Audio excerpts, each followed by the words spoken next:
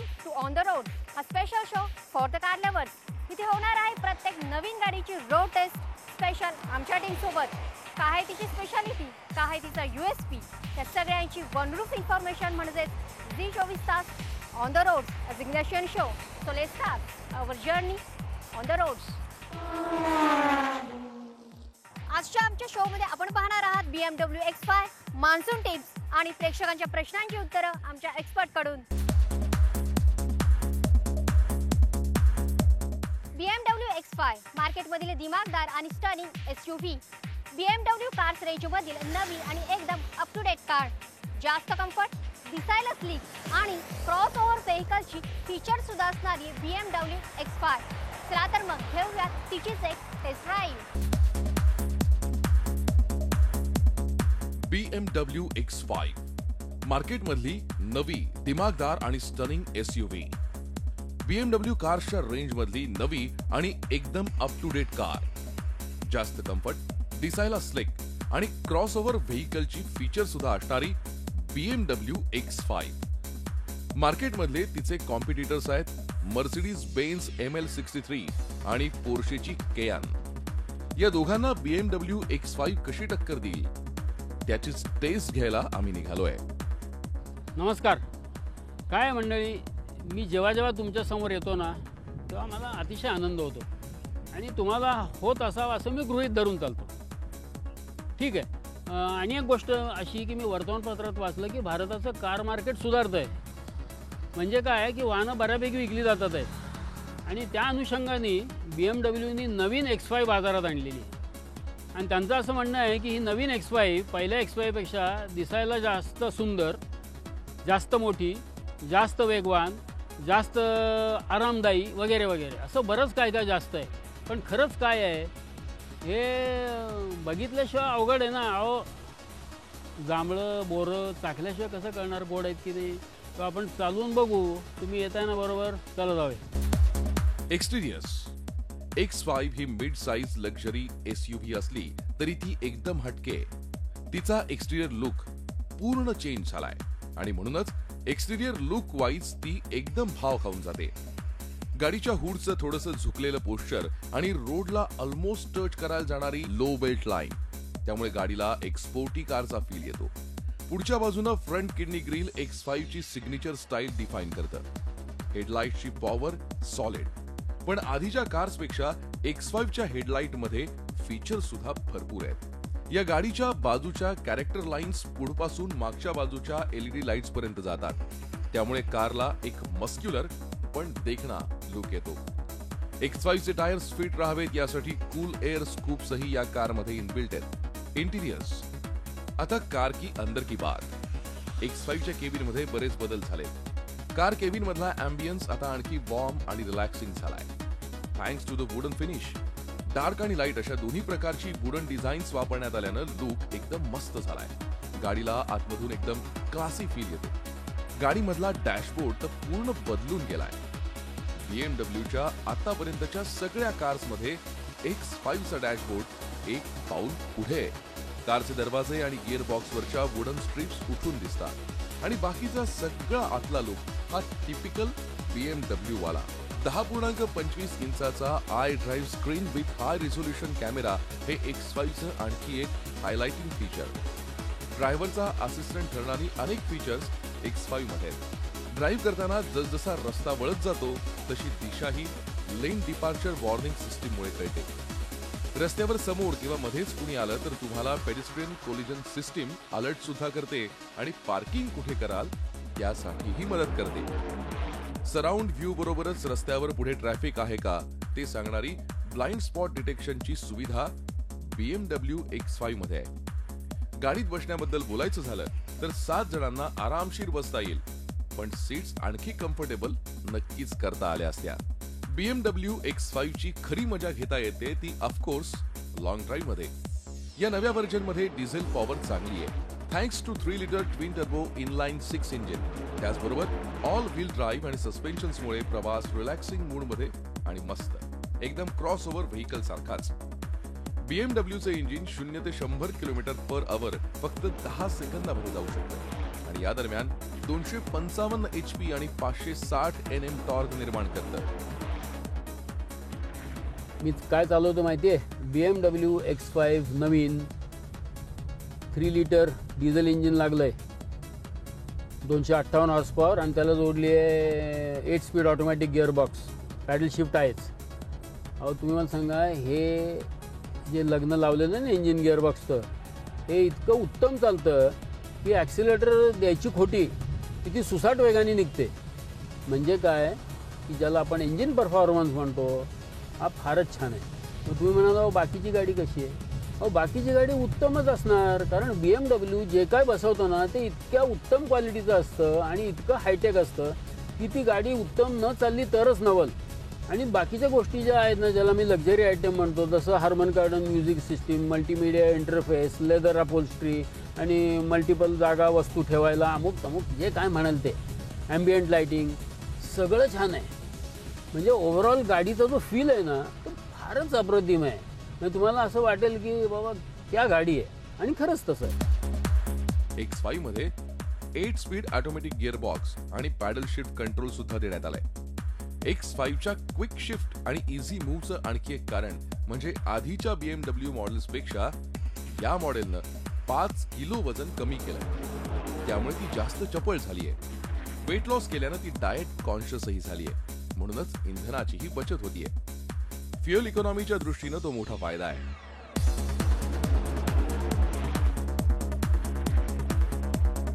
X5चं electric power steering eco pro mode मध्ये जाऊन speed control adjust करतं. त्यामुळे ड्रायव्हिंग एकदम स्मूथ होतं. जर स्पोर्ट्स किंवा स्पोर्ट्स प्लस मोड मध्ये ड्राईव्ह करत असाल तर स्टीअरिंगच्या रिस्पॉन्स वरूनच एकदम हलकं वाटायला लागतं. गाडीतल्या वजनात बदल झाल्याचं अक्षरशः फील करता येतं.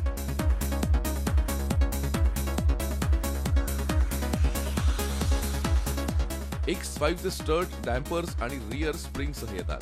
डायनामिक डॅम्पर कंट्रोल शॉक ॲब्झॉर्बर्सना ऑटोमॅटिकली ऍडजस्ट करतात.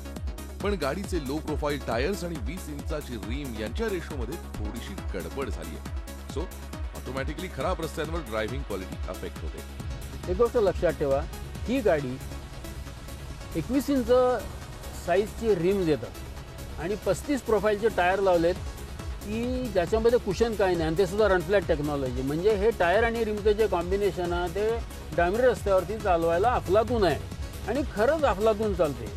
रस्ता उत्तम असेल, अतिशय मुलायम चालते. पण तुम्ही जर म्हणाल की हिला मी खरंच ऑफरोड घेऊन जातो खड्ड्या टेकड्याच्या रस्त्याने, तर मग तुम्ही नाराज व्हा. ही गाडी त्याच्याकरता बनवलेली नाही. तुम्हाला जर असा काही कार्यक्रम करायचा असेल ना, मग तिचे सगळे टायर बदलून टाकायचे, छोटे थोडे रिम घ्यायचे, ओव्हरऑल डायमीटर तोच ठेवायचा, 55 किंवा 60 प्रोफाईलचे टायर घालायचे, आणि ते सुद्धा रनफ्लॅट नाही. मग ती ऑफरोड नक्की जाईल. पण आहे अशी, तुम्हाला विकतायत तशी, ऑफरोड जाण्याचं मनातून काढून टाका. सस्पेन्शन अतिशय कडक आहे आणि टायरला कुशन काही नाही. लक्षात आलं का मी काय म्हणतोय? गाडी छान आहे, पण SUV या नावाला ती पुरेपूर उतरते असं मला वाटत नाही. BMWच्या सगळ्याच गाड्यांप्रमाणे X5 ड्राईव्ह करणं हा तितकाच एक्साइटिंग आणि भन्नाट अनुभव आहे. गाडीचं वजन तब्बल 2 टनांपेक्षा जास्त आहे, पण तरीही X5 चपळाईनं कानाकोपऱ्यांमधूनही ग्रेसफुली धावते. हे फक्त काही क्लेवर आणि स्मार्ट कार्सच करू शकतात. X5चे फीचर्स ग्रेट आहेतच, विथ स्टनिंग लुक. 70-75 लाखांमध्ये एकदम मस्त पॅकेज. कार मग ती कोणतीही असो, तिची काळजी घेणं तेवढंच महत्त्वाचं. आणि म्हणूनच तुमच्या कारची काळजी घेण्यासाठी आम्ही घेऊन आलो आहोत काही महत्त्वाच्या टिप्स. तर काय मंडळी, आपण 2-3 गोष्टी बघितल्या की ज्या बघणं किती जरुरीचं आहे. पण अनेक गोष्ट आहे की जिकडे मी आपलं लक्ष वेधू इच्छितो, आणि ते म्हणजे क्लच आणि ब्रेक पेडल. ह्याच्यावरती लागलेली जी रबर आहेत ना, ती जर कडक झाली असतील किंवा अतिशय झिजलेली असतील तर तुमचा पाय त्याच्यावरती सटकू शकतो पावसाळ्यामध्ये ओलं झाल्यानंतर, आणि मग अपघाताला आमंत्रण मिळू शकतं. मी असं समजतो की दोन्ही पेडल रबर्स तुमची उत्तम कंडिशनमध्ये आहेत, कडक झालेली नाहीत, झिजलेली नाहीत, पण तरीसुद्धा तुम्ही चुकीचं पादत्राण घालून गाडी चालवत आहे. म्हणजे थोडक्यात पादत्राणाचा जो खालचा जो सोल आहे त्याची पण नक्षी गेलेली आहे, किंवा तो नीट तुमच्या पायाला न बसणारा आहे, तर पाय पेडलवरनं घसरून तुम्ही समोरच्या गाडीत जाऊन आपटाल ब्रेक लागला नाही म्हणून, आणि आपटल्यावर काय होतं हे तुम्हाला माहितीच आहे. अतिशय पैशाला खोट आणि आपल्या जीवाला अपाय, दुसऱ्याच्या जीवाला अपाय. तेव्हा लक्षात ठेवा, क्लच आणि ब्रेक पेडलची रबरं उत्तम कंडिशनमध्ये नक्कीच पाहिजेत आणि भलते सलते पादत्राणं घालून पावसाळ्यात गाडी चालवायचं धारिष्ट करू नये. कळतंय मी काय तुम्हाला म्हणतोय ते? सेफ्टी महत्त्वाची आहे, हे सगळं लक्षात ठेवा. Now it's time for your queries. आमच्या व्ह्युअर्सने आम्हाला काही प्रश्न पाठवलेत आणि त्यांच्या क्वेरीजना आमचे एक्सपर्ट दिलीप देसाई यांनी काही सोल्युशन्स दिली आहेत. पाहूयात त्यांनी काय सोल्युशन्स दिली आहेत ते. ठाण्याचे सागर भंडारकर विचारतायत, माझ्या घरात दुसरं अपत्य आलेलं आहे, मला EPV घ्यायची इच्छा आहे, मात्र मोबिलिओ की एर्टिगा आणि पेट्रोल की डिझेल गाडी घ्यावी हा प्रश्न त्यांना पडलाय. सर्वात आधी अभिनंदन दुसरं अपत्य आल्याबद्दल. आता प्रश्न आला गाडीचा की मोबिलिओ घ्यायची का अर्टिगा घ्यायची. एक गोष्ट लक्षात ठेवा की आजच्या तारखेला मी नेहमी म्हणतो तसं सबस्टँडर्ड गाड्या कोणी बनवत नाही. या दोन्ही गाड्या अतिशय उत्तम बनलेल्या आहेत आणि 7 सीटर म्हणून त्या दोन्ही गाड्या योग्यच आहेत.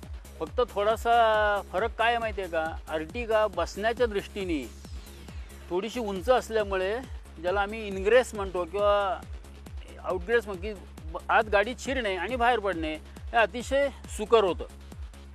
होंडा मोबिलिओत होत नाही असं नाही, पण थोडीशी जास्त लो आहे. आलं का लक्षात? सो त्या दृष्टीने अर्टिगा थोडीशी उजवी म्हणायला हरकत नाही, पण टेक्नॉलॉजी मोबिलिओची अर्टिगापेक्षा जास्त नवीन आहे.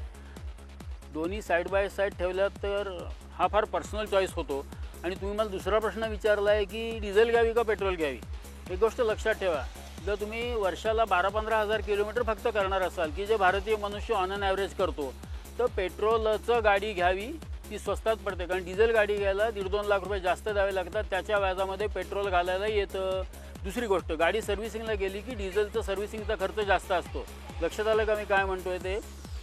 वापर कमी असेल 12-15 हजार किलोमीटर वर्षाला पेट्रोलच गाडी घ्यायची, डिझेल नाही. कोल्हापूरहून अनुराधा होळकर विचारतायत, माझ्याकडे स्विफ्ट डिझायर आहे जी 14.4 किलोमीटर मायलेज येते, हे मायलेज वाढवता येईल का? तुम्ही मला हे सांगितलं नाहीत की तुम्ही कुठे राहता. परत तोच प्रश्न की कुठल्या ट्रॅफिकमध्ये. कोल्हापुरातनं तुम्ही प्रश्न विचारला आहे, पण ॲक्च्युअल गाडी जी वापरली जाते ती फक्त कोल्हापुरात जाते का तुम्ही कोल्हापुरातून बाहेर जाता किंवा आणि कुठे जाता? गाडी कोण चालवतं आणि ट्रॅफिकची कंडिशन काय आहे. म्हणजे जास्त जर तुम्ही कोल्हापुराच्या बाहेर जात असाल हायवेवरती तर निश्चितच तुम्हाला जास्त ॲव्हरेज मिळेल. आणि जे ॲव्हरेज आत्ता मिळतं आहे त्याच्यात वाढ कशी होईल, तर उत्तम तऱ्हेने चालवण्यामध्ये होईल. उगाचच ॲक्सिलेटर देणे किंवा ओव्हर स्पीडिंग करणे किंवा ज्याला आपण अतिशय स्टॉप अँड गो करणे, ह्याच्यामध्ये इंधनाचा अपव्यय होतो असं मला वाटतं. ज्याला मी अगदी थोडक्यात तुम्हाला सांगायचं झालं तर तुमच्या चालवण्याचा जर आलेख काढला, ग्राफ काढला, तर तो ग्राफ स्मूथ कर्व पाहिजे, ECG सारखा नको. लक्षात येतं आहे का मी काय म्हणतो ते? चालवण्यात जर स्मूथनेस असेल कन्झम्पशन उत्तम मिळतं. आणि मी म्हटल्याप्रमाणे रोड कंडिशन काय आहे आणि ट्रॅफिक काय ह्याच्यावर तुमचा माझा कंट्रोल नाही. मी काय म्हणतो तुमच्या लक्षात आलंच असेल. साताऱ्याहून मिहीर वजे विचारतायत की मी महिंद्राची बोलेरो पिकअप वापरतो, मात्र यापेक्षा आरामदायी 1 टन व्हेकल कोणतं आहे हे सांगाल का? महिंद्रा बोलेरो हे क्रूड प्रॉडक्ट आहे, पण तुम्हाला ह्याच्यापेक्षा आरामदायी आणि निराळं काहीतरी हवं आहे. आज बाजारामध्ये इसूझू D-Max नावाचं एक पिकअप ट्रक वाहन आलेलं आहे, छोटं. आणि फार छोटं नाही आहे, पण त्याच्यामध्ये ते त्यांचं एक ट्विन कॅबिन किंवा स्पेशल कॅबिनचं व्हर्जन आहे असं म्हणायला हरकत नाही. म्हणजे दारं 2च आहेत, पण कॅबिन खूप मोठं आहे. तुम्ही वाटेल ते पाठीमागे ठेवू शकता, कूलर बॉक्स वगैरे अमुक तमुक, आणि एअर कंडिशन्ड आहे. म्हणजे तुम्हाला जो आराम पाहिजे आहे ना, तो या इसूझू D-Maxमध्ये मिळू शकतं. आणि एखाद्या कारसारखं चालतं आहे हे D-Max प्रकरण. म्हणजे तुम्ही बोलेरोच्या कंपॅरिझनमध्ये जर इसूझू D-Max बघितली तर निश्चितच उजवी आहे. चालवून बघायला हरकत नाही, शोरूममध्ये ट्रायल घ्या आणि तुम्ही ठरवा. पण बोलेरो आणि इसूझू D-Max जवळजवळ ठेवलीत तर D-Max थोडी सरस ठरू शकते, ह्याच्यात काही शंका नाही. आराम नक्की मिळेल.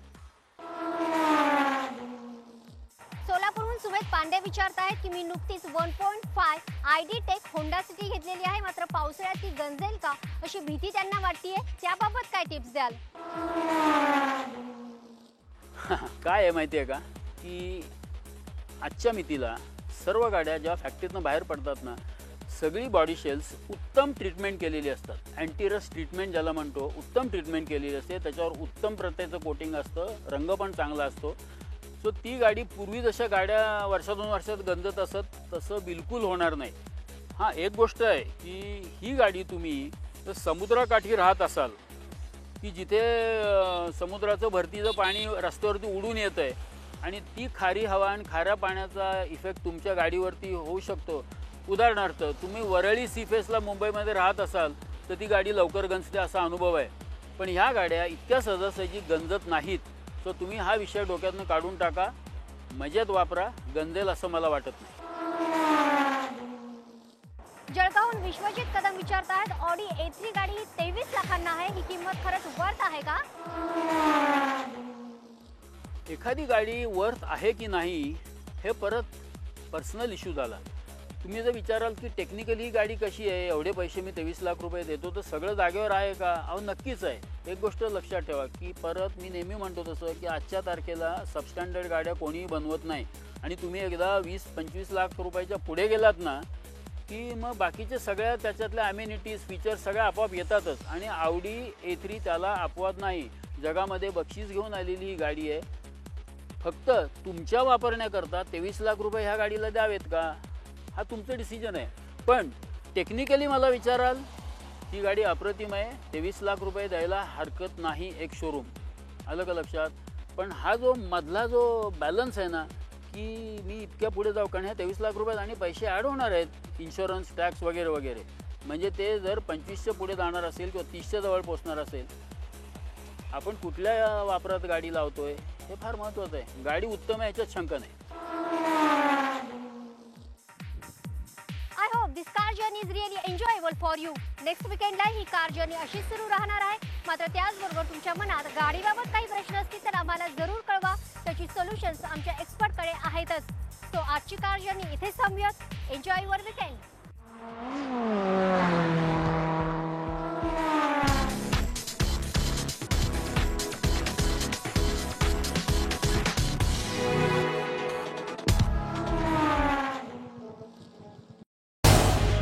झी 24 तास रहा एक पाऊल पुढे.